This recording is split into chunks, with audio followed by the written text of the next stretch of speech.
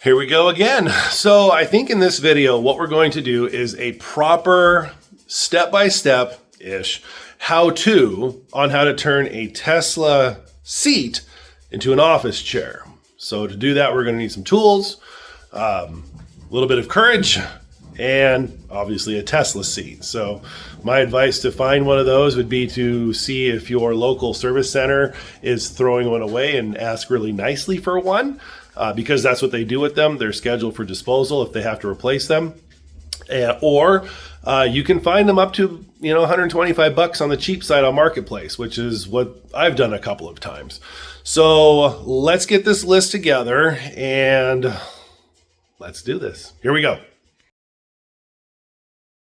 All right, so my stupid light isn't lighting. So what we're going to do is the Model 3 seat. I was going to do the white Model 3 seat, but all the cribbage has already been taken out from there, and I kind of want to show you guys the whole process to do this. So on the beginning part of this, I said, here's what tools you're going to need. I actually went over to my dad's house because I didn't want to spend $200 on a bandsaw and used his for free. So here's what the steel is going to look like.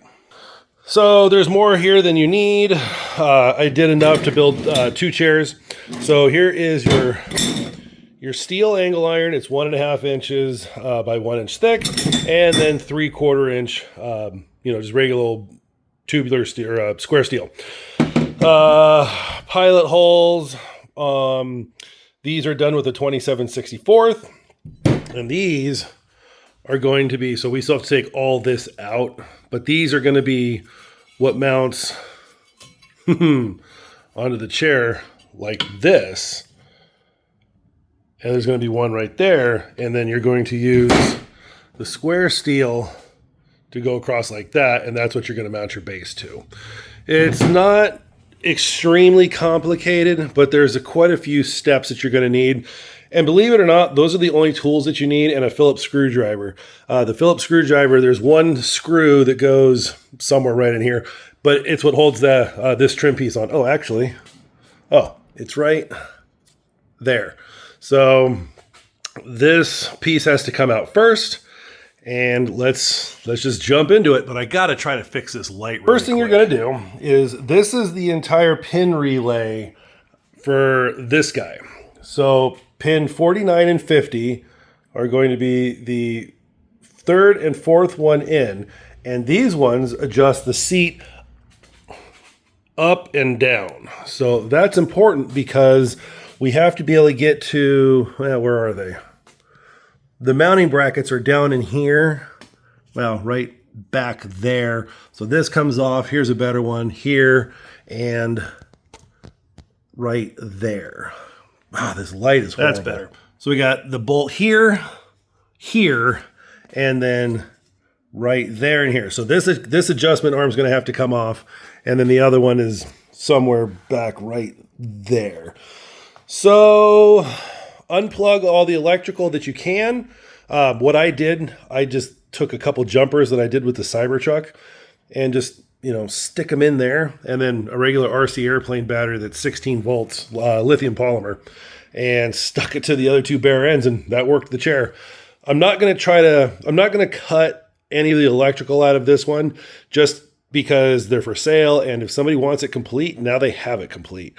But you're going to have to figure out what's best for you to make these seats adjust. So if you need to make your own little cable wire there and you got a battery laying around, that's fine. So what we're going to do is we're going to get in there with our torque bit. This is what is this? This is a T50. So we got our 3/8 end, and we'll start pulling these off, and then we'll have to pull this one off, and I will get you guys that one here when we get. All right, so here's a pro tip. We've got this one out, and you get, what the hell is that? Well, it's an Allen wrench, because when we start pulling this one out, this entire thing wants to move and rotate. So unless you got somebody else back there holding the other side of the chair down, you don't want this walking, or you're not going to be able to get it off. So break all 4 of them loose really well, and then you're going to have to put something through these holes down here to stabilize the seat base while you take it apart. Now we have to get this rod off so we can get to the bolt back there. Just a regular T40, I believe, which is what this one is. Let's find out. There it is. T40.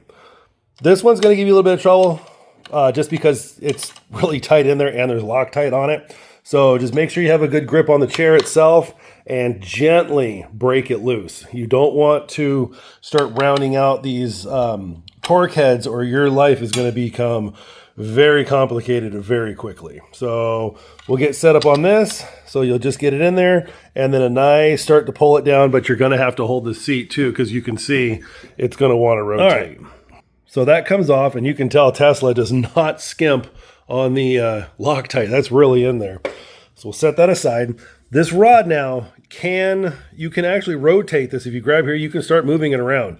Don't touch anything electrical at this point because this still has threads and the last thing you want to do is start like threading this up and down. It's at a set position. So we can pull that away and now we can get to that torque 50 right there without chipping a tooth on there or wallowing it out. Because if you do that, your day is going to get exponential. All right, moving all along. There's our 4 mounting screws. There's that funky little one that came off of this guy right here. So we'll get rid of our pin that's holding it in place. And now you can start to walk it away, but you can still see that you're pulling on some wires in here. And, you know, there's still stuff plugged in here to this motor. The seat belt tensioner is plugged in right here. So you can cut all this crap out if you want. You only need, I believe, 2 motors to work. And in fact, I think I actually only really needed 1 on that one. So take your time, trace the wires back and unplug everything as you go. Some of this is a little easier than others. But just take your time and you're going to know where the hang up is because it's not, separating. And just like that, I was taking the seat belts out at one time. There's a couple over there, but yeah, just undo it and the whole thing comes out at once. There's your tensioner and it is out. And then here is what we got. I know that this doesn't show up really good on video, especially with piss poor lighting in here. But you have all the wiring harnesses completely intact in here. And now what we can do is we can move that out of the way. This is where we're actually going to take our new metal. Boy, if I can remember how to do this, it's been, a couple of days. So that hole right here, and the bottom right here. And that's what's going to make the stand for our crossbar like this. So before I do all of that, this is going to be like in multiple different days. All the steel and all the channel work down here, I'm actually going to spray paint all that black so it blends in really good. So I have to go get spray paint still and then figure out the best way to zip tie all of this up and out of the way. This is honestly going to be the worst piece. I mean, damn Tesla. When compared to the Cybertrucks, it's only like 9 inches long. So yeah, the Cybertruck, you can see where they really got rid of a lot of parts versus this big old long thing. I'll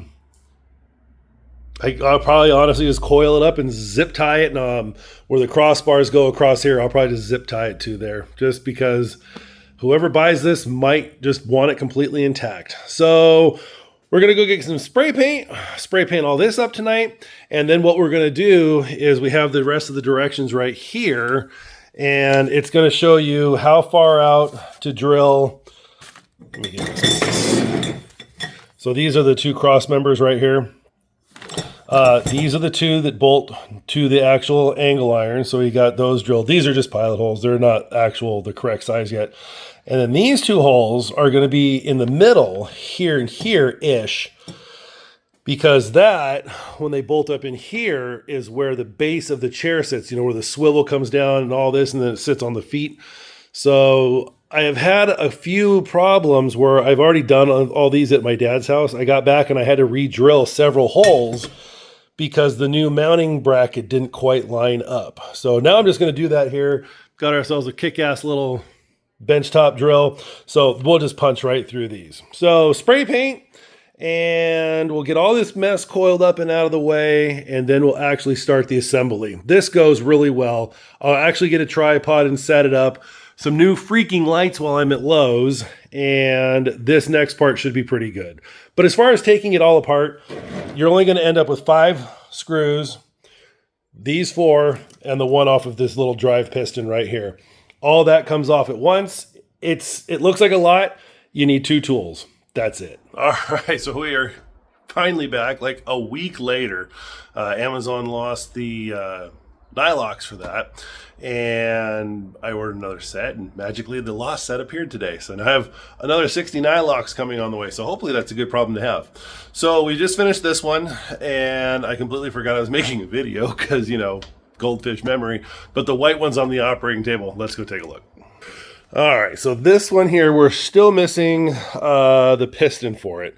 But, ooh, let's zoom out here. So what we have is we got the first crossbar in, and it's just a washer and then a nylock on each side. But this one, we don't have the crossbar right here, as you can clearly see, but we have it down here. So what I needed to do was grab this, because I forgot what the measurements were. So these holes are good, so we're just going to bolt that in right there. We'll mount the other crossbar across the top right here. Just, you know, scribe 2 holes, take it over to the drill press, punch the holes, and then we'll be able to put that in. Got ourselves all nice and torqued down. Completely forgot I had an impact wrench. I just had to go buy the little attachment there. Man, this thing makes life so much easier. Remember when I said pulling these out could be a real bear because, you know, you really had to get in there with your, whatever it was, a T50, and I'm doing it with hand tools. Dude, that took that Cybertruck chair apart like butter. So here's what we got. Like I said, we're all bolted in here. We got our bolts in here. And what we need to do now is this, you can really eyeball. Dead center, center, and center. So maybe I'll use the drill and just do it right here. But I think I'm actually just taking it over the drill press. It's so much cleaner. The only problem is all of it has to come off to do that. So decided to do something just a tad bit different. These guys I drilled out on the drill press. This guy was already good. You can see there's a couple happy mistakes. So instead of continuing to poke holes in this thing, it's all tightened up. I'm just going to take Mr. Drill and zoop, and that'll be it for that one. But yeah, I mean, at least it's on the bottom. And let's face it, this is a repurposed chair from a car. This one actually came from mine. It's on the bottom. A, who cares? B, yeah, I don't really want that because, you know, I am trying to sell these. But it's also for the guy who has everything in his office, who's a Tesla nerd that doesn't have this. Your average person's not going to care. I wouldn't if I was buying it. So let's drill this last hole. We'll get it. Voila, we're in nice and sturdy. Nothing's going everywhere thanks to Mr. Impact. Just an FYI, if you're going to do this and you are a fan of Harbor Freight tools like I am, high-speed bits are great, or high-speed stainless is great if you're using them for like wood. You're going to want to buy like 3 if you do a project with multiples of these chairs. That 3/8 bit's already worn out. It will never cut metal again. I still have to make that Cybertruck seat, and then there's another Model Y seat, or Model 3 seat behind me. So this is as done as it's going to get. What we'll do is we'll hook our battery up real quick. In fact, we can just do that on camera. So we're going to sink the elevation in and make sure I get the right leads here. Not that way. Sparks everywhere because sparks are fun. And sucking it up. And this one does have a tendency to kind of torque over a little bit. There we go. So I think it's torquing over because it's hitting the bolt head right here, which is really weird. I don't know why it hits right here. The black one that we just finished, it's over there, does not do that. So there was a design in the seat change right here. I don't think this flange is as big. So when you do suck the seat up and move it down to get your comfort, just make sure that the seat's, you know, it's sitting level. That way you're not like, you know, canted all around. So the piston's on its way. We have our matching white base for it right there. So it should look really, really good when we get it. But yeah, we just stick it in there, put it on the base, and we are done. So I will check in with you guys here. I think Friday it's supposed to be here, and we'll finish this up. Well, we lucked out. It's Thursday. This was supposed to come tomorrow. This is the last piece we needed for the chair. So we're going to finish off the white Model Y chair. The other Cybertruck chair is completely done. I just need to order the base for it, which is this part. Just the rolling piece and the piston as well, but that's this. So the catch with these is they come in a ton of different sizes. And from what I can find out, most of those sizes is the height, how high it'll up and go with your little side arm adjustment. You want to try and get the smallest one you can, like in full size. Like you want the dimensions of this as short as you can possibly get, depending on your average desk size. Or if you're like me and you throw your feet on the desk a lot. Your knees are going to hit the underside. Maybe. Again, it just depends on what kind of desk you have. I have a pull-out drawer in the center. My knees hit just a little tiny bit. Annoying? Yes. But I also use this all the way to the bottom, so I don't need a really tall one. This is stupid. So the fat end is going to go into here, and it will bottom out and stay. And it's actually tapered all the way down in there. Plus, there's a little line groove. So it will actually just sit there. And then we'll plug that right into the bottom of this, of which I'm also going to need 2 hands. So, BRB. And there you go. One more complete, all white, jazzed out Model 3 seat. You can get pretty creative and get, well, like, this is a, what do we got here? This is a passenger side chair. So you can actually get the driver's side one where this thing comes full length around and wraps. And it will come around this side and wrap. But I think a replacement one of these is upwards of like $100 on eBay. So I'm good with that. So you can see there's still a lot of structure down here. We're just going to hit the battery to it. We'll sink the seat down. So we're going to hide all this bracket right here. We got that one already in. And yeah, baby. One more chair done. So we'll throw that in with the Model Y and the Cybertruck and see if we can't, make a couple bucks. But that's how you build a chair.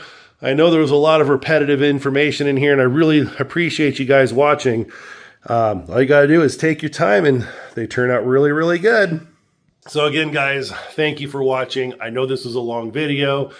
There's a couple other guys on here that have made it just as short as possible, and I know that's the average attention span. So truly appreciate you guys watching all of these. Probably going to be my last video for the year. Actually, I think I have one more. I'm still waiting for the estimate to come back on getting Roxy fixed. So we'll see what that looks like when we get it. See you guys on the next one.